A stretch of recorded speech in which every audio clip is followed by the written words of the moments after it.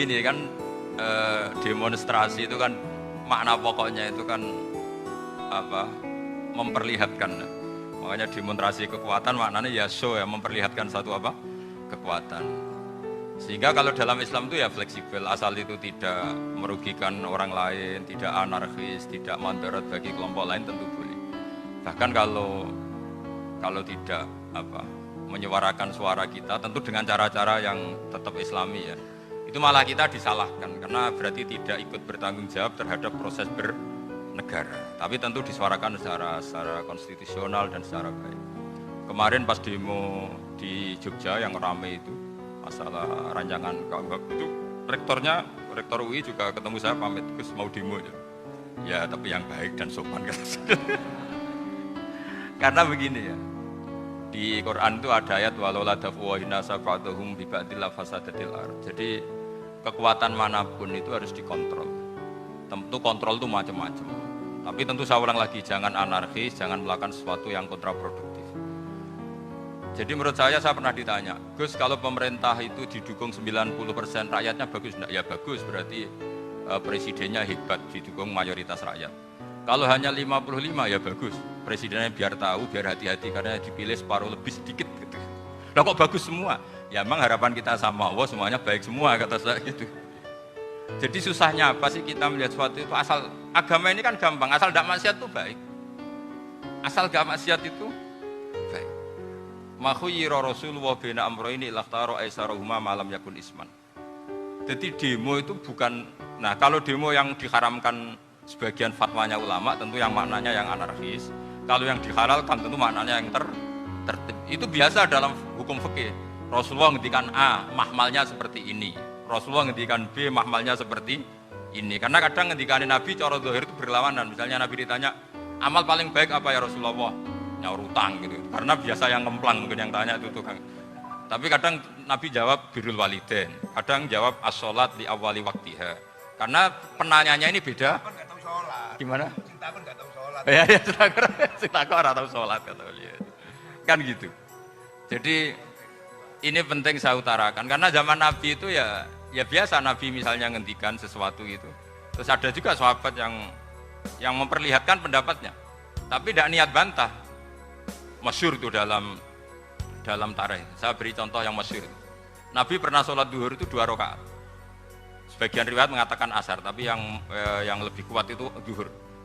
Setelah 2 rakaat Nabi sholat, itu akabiri sahabat papan atas itu sudah ada yang ngendikan karena mereka sopan semua, tahu etika. Setelah Nabi pulang sudah dekat pintu, ada sahabat yang berdiri. Ya Rasulullah, aku siroti sholatu amnasita. Ini sholat model kosor, apa engkau lupa? Tapi sahabat yang nggak tanya, ini niatnya malah lebih agak-agak buruk. Baguslah kalau sholat terbaru 2, berarti besok ya 2. Karena pakai teori nasah mansuh, berarti hukum itu pakai yang terbaru. Jadi gayanya tidak tanya, tapi lebih sama mungkin yang setuju undang-undang tadi ya tentang rumah tangga, kalau istri nggak mau dikumpuli tetap dipaksa, nanti suaminya bisa dilaporkan ke pengadilan gitu. Saya pasti mikir saya bukan masalah pengadilannya, pasti istrinya cantik. Kalau jelek kan nggak mungkin dipaksa. Ini ketularan.